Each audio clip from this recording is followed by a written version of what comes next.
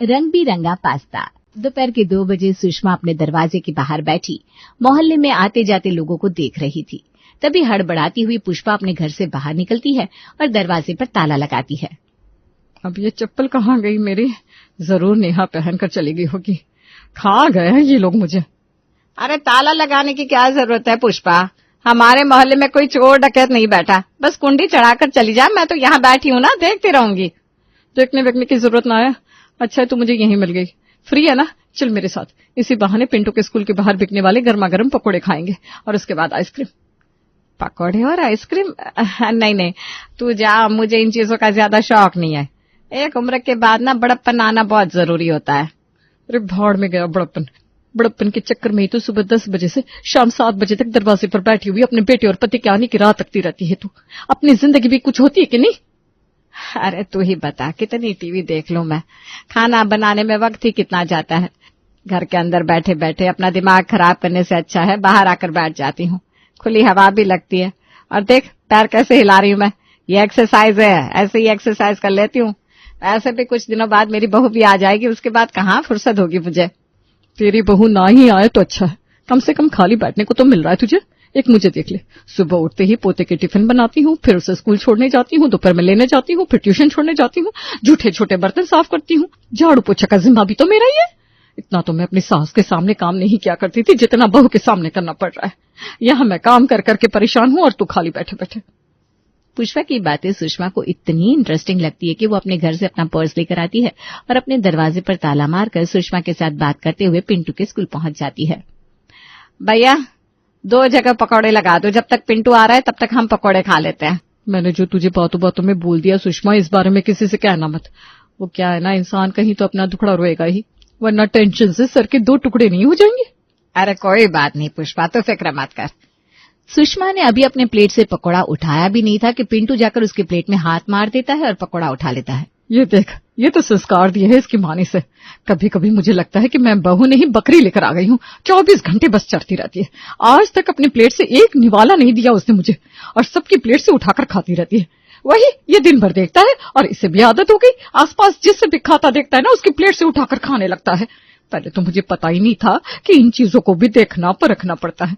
मैं तो घाटे में रह गई सुषमा, पर तू इन चीजों पर ध्यान रखना बहू चुनते वक्त। और आज वही दिन था जब सुषमा को अपनी होने वाली बहू की ईटिंग हैबिट्स पर फोकस करना था। जैसे जैसे पुष्पा ने समझाया था, सुषमा उन्हीं चीजों पर ध्यान दे रही थी। मम्मी तुम खड़ी क्यों हो? तुम बैठ जाओ ना, मैं सब संभाल लूंगी। वो क्या है ना बहन जी, मेरी प्रिया जैसी है ना सामने है। बाकी लड़कियों की तरह ये भी शर्मिला बनने की एक्टिंग कर सकती थी, पर ये हमारे साथ जैसी है आपके सामने भी वैसे ही दिखना चाहती थी। वो तो वैसे भी बात करते करते आपको समझ में आ ही जाएगा आंटी जी। खैर मैं आपके लिए नाश्ता लेकर आती हूँ। जैसा पुष्पा ने बताया था कि लड़की में फरेब नहीं होना चाहिए, ये तो अच्छी बात है। यह जो अंदर है वही बाहर है। मैं भी किचन में जाकर प्रिया जी की मदद कर देता हूँ मम्मी। और प्रिया से बात करने विवेक भी किचन में चला जाता है और प्रिया के कामों में मदद करने लगता है। हमेशा लड़की क्यों नाश्ता लेकर आए? ये काम तो लड़कों का भी होना चाहिए, नहीं प्रिया जी?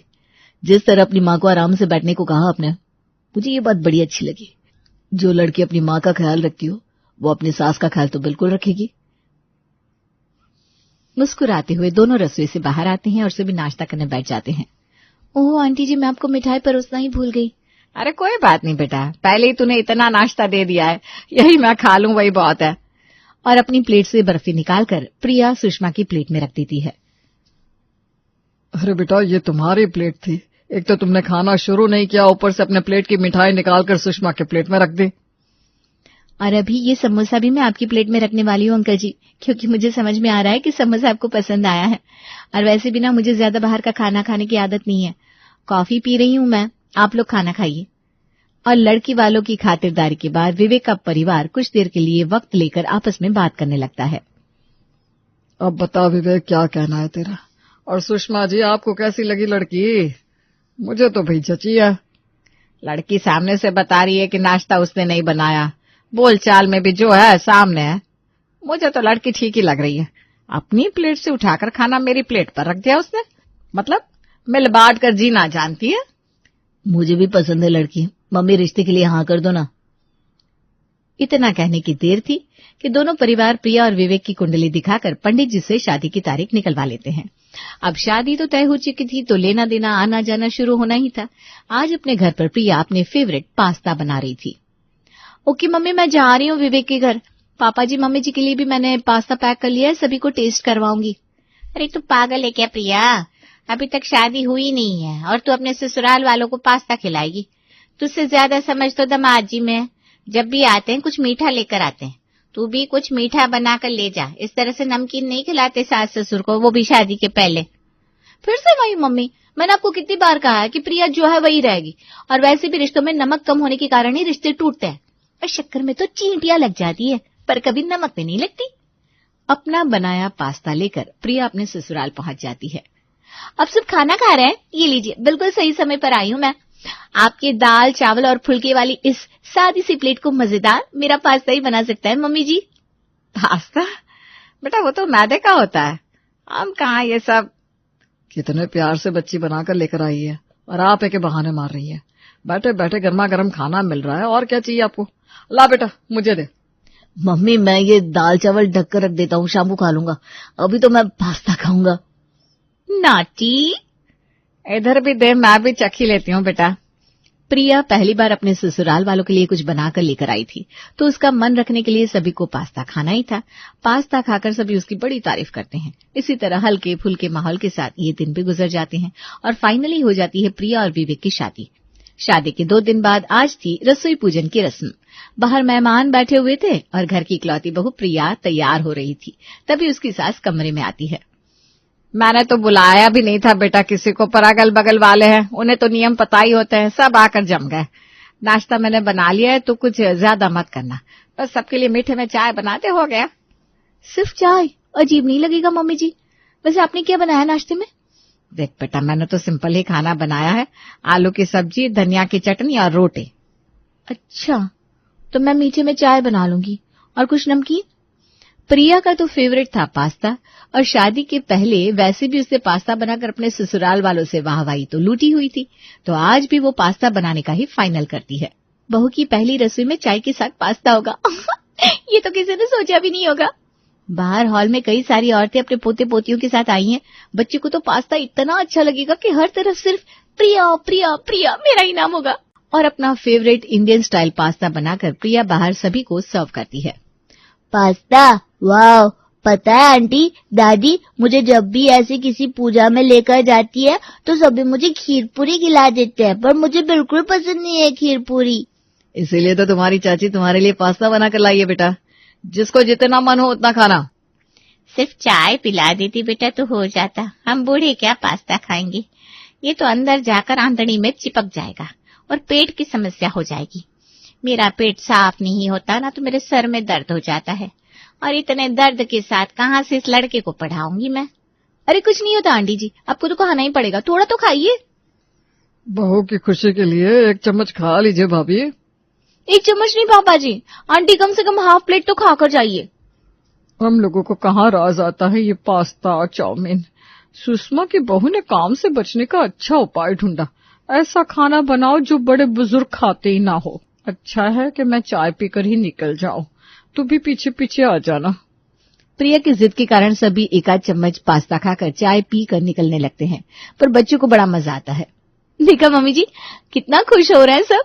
बहू के आने से मोहल्ले के बच्चे खुश ना हो, उसका आना न आना बराबर है। चलिए आप सभी खाने के लिए बैठ जाइए। बेटा तेरी सास ने हम सबका नाश्ता बनाया है, हमें वही खाना खाने की आदत है। तुझे पास्ता खाना है, तू पास्ता लेकर बैठ जा, कोई दिक्कत नहीं है। सभी को आलू की सब्जी, चटनी और पराठे परोसने के बाद प्रिया खुद पास्ता लेकर बैठी, पर उसे तो आदत थी अपनी प्लेट का खाना सभी को खिलाने की। प्लेट की चटनी जरा साइड कीजिए ना मम्मी जी, जरा जगह बनाइए ना, तभी तो मैं अपने प्लेट से आपको पास्ता दे पाऊंगी। अरे नहीं बहू, मैं ये पास्ता वास्ता नहीं खाती, मतलब बनाती तो बहुत अच्छा है, पर तू खा। हाँ बेटा। अच्छा मैं समझ गई, पहले पापा जी खाएंगे उसके बाद आप खाएंगी, है ना? चलिए पापा जी आप खाइए। ओहो, ये कहाँ फंस गया मैं। अब 1 चम्मच दे दे बहू। मैंने तो आंटियों के साथ पास्ता खाया ही है, अब पराठा खा लेता हूँ, फिर निकलना भी तो है। प्रिया कुछ नहीं कहती और सभी की तरफ अपनी आंखें घुमाकर देखती है और अपने प्लेट का पास्ता खाने लगती है। फिर विवेक और विनोद काम पर चले जाते हैं। रात के खाने के वक्त किचन में आने की मेहनत मत कीजिएगा आप मम्मी जी।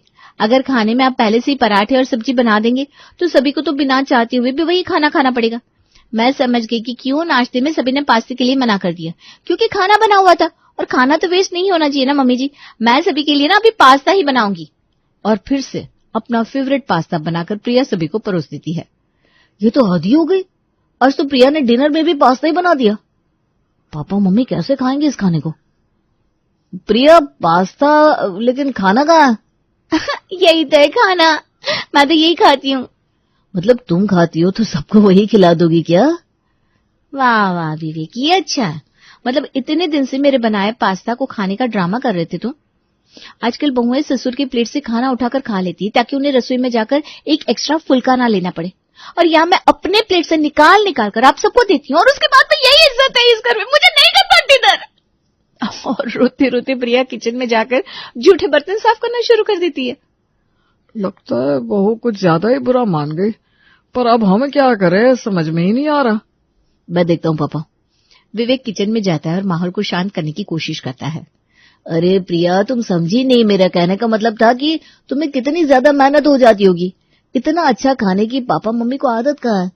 मेरी दादी की तबीयत ना शुरू से ही खराब रहती थी, इसलिए मम्मी ने हमेशा सिंपल सादा खाना ही बनाया। अब बुढ़ापे में लोग ज्यादा टेस्ट बदला हुआ एक्सेप्ट नहीं कर पाते ना। तुम्हें जो खाना है खाओ, कोई मना नहीं कर रहा, पर पापा मम्मी को जो पसंद है वो उन्हें खाने दो। तो फिर कल के नाश्ते में बनेगी सब्जी और दोपहर में खिचड़ी। और प्रिया सच में सुबह नाश्ते में पराठे बनाती है, पर सब्जी की जगह होता है आलू पास्ता। हाँ जी बिल्कुल सही सुना आपने, आलू पोस्तो नहीं, आलू पास्ता। ये ठीक है। अब इस खाने में घर के प्लेन खाने के साथ इटालियन पास्ते का भी स्वाद है। ऐसे ही धीरे धीरे चेंज लाऊंगी ना तो सभी को पास्ता खाने की आदत हो ही जाएगी। जैसे ही टेबल पर नाश्ता लगता है सभी का मुंह बन जाता है। बहू ये आलू बैंगन बनाया है क्या? आलू पास्ता है मम्मी, खाइए खाइए खाइए। 10 बज गए क्या? अरे मुझे याद आया, आज ना मुझे बहुत जरूरी काम पर निकलना था, मैं निकलता हूँ। कितना मन था तुम्हारे बनाए इस पास्ता की सब्जी को खाने का, पर कोई बात नहीं, कभी और टाइम हाँ खा लूंगा। अभी तुम लोग खाओ। ओह पापा जी, कितना मन है आपको इस सब्जी को खाने का, पर काम पर जाना भी तो जरूरी है। 2 मिनट रुकिए, मैं अब भी इस सब्जी को पैक कर देती हूँ। और हाँ, दोपहर का खाना मैं आपके लिए दुकान पर ही लेती आऊंगी। पता नहीं क्यों सुनी पुष्पा की मैंने और खाना बांटने वाली बहू को ले आई। अब तो यह इतना खाना बांटती है कि मेरा हाजमा ही बिगड़ गया है। दोपहर को बनाती है प्रिया खिचड़ी। वेजिटेबल खिचड़ी नहीं, पास्ता खिचड़ी, क्योंकि उसे तो अपने ससुराल के खाने में अपने फ्लेवर्स मिलाने थे। और जैसे ही प्रिया ये खाना लेकर अपने ससुर जी के पास दुकान पर पहुंचती है, अब तो हद हो गई, बहू के सर से इस पास्ता का नशा उतार कर रहूंगा मैं। मोहन, गूगल करना शुरू कर, दुनिया में कितनी तरह के पास्ते होते हैं। रात को खाने में पूरी सब्जी के साथ थोड़ा सा पास्ता परोसकर प्रिया टेबल पर लगाती है। अरे बेटा, तू ये क्या घूम फिर कर स्ट्रीट साइड पास्ता लेकर आ जाती है? रेड सॉस पास्ता बना ले मेरे लिए। आज तो मैं पास्ता का ही डिनर करूंगा। OMG, पापा आपको पता है रेड सॉस पास्ता भी होता है? आखिरकार मैं आपकी जीभ में वो फ्लेवर ले ही आई, अब भी बना कर लाती हूँ। पूरे 45 मिनट मेहनत करने के बाद प्रिया रेड सॉस पास्ता बनाकर टेबल पर लगाती है, जिसे चख कर उसकी सास कहती है, रेड सॉस पास्ते में वो बात नहीं। तो एक काम कर बहू, मेरे लिए ना व्हाइट सॉस पास्ता बनाकर ला दे। मैं अभी ना ये घर का खाना खा खा कर बोर हो गई हूँ, और ये रेड सॉस पास्ता तो मेरे गले के नीचे नहीं उतरता। पर अभी तो 10 बज गए मम्मी जी, ज्यादा लेट नहीं हो जाएगा खाने में? अरे तो क्या हो गया, 12 बज जाएंगे और क्या। अरे बना लो, मैं भी खा लूंगा। प्रिया थक कर चूर चूर हो जाती है, पर व्हाइट सॉस पास्ता बाहर टेबल पर लगा ही देती है और कुछ इस तरह डिनर ओवर होता है। अगली सुबह नाश्ते के वक्त, बेबी सुनो ना, एक काम करो, मेरे लिए पिंक सॉस पास्ता बना दो और टिफिन में ना बेसिल पालक पास्ता बना देना। क्या, ये कौन सा पास्ता होता है? पिंक सॉस पास्ता, ये बेसिल पालक, ये कोई सब्जी है क्या? अरे सब्जी कहाँ बहू, ये तो नॉर्मल पास्ता मांग रहा है। पास्ता की एक वैरायटी है। तो मेरे लिए काम करना, ब्राउन बटर सॉस पास्ता बना देना। और मैं ना पेस्टो सॉस पास्ता खा लूंगी। बस मम्मी जी, ये नाम तो मैंने पहले कभी सुने भी नहीं है, मुझे गूगल करना पड़ेगा। प्रिया तो गूगल कर करके परेशान हो जाती है, पर जब भी वो कोई नया स्टाइल पास्ता बनाती उसके ससुर जी तीसरा ही पास्ता मांग लेते। इसी तरह एक हफ्ता बीत जाता है। तीनों वक्त पास्ता बना बनाकर प्रिया थक चुकी थी और आज वो विवेक से कहती है, हर रोज इतना पास्ता खाना ना सेहत के लिए अच्छा नहीं होता विवेक, तुम समझाओ ना पापा मम्मी को। ये सारी खिचड़ी तुम्हारी पकाई हुई थी, वो तो अपने हिसाब से खाना खा रहे थे, तुम्हें अपने स्टाइल का खाना खिलाना था, तो भुगतो। मैं बहुत भुगत चुकी हूँ विवेक, प्लीज पापा मम्मी को वैसा ही बना दो। मैं मम्मी जी से जाकर कहती हूँ, क्या वो किचन में आ सकती है? जैसा खाना बनाना चाहती है बना ले, मुझे कोई प्रॉब्लम नहीं है। विनोद की चाल ऐसा रंग लाती है कि उसकी बहू मार खा जाती है और आज वो भी खुद अपनी सास के हाथ के बने सादे खाने को खाती है, क्योंकि पास्ता बना बना कर वो भी ऊब चुकी थी।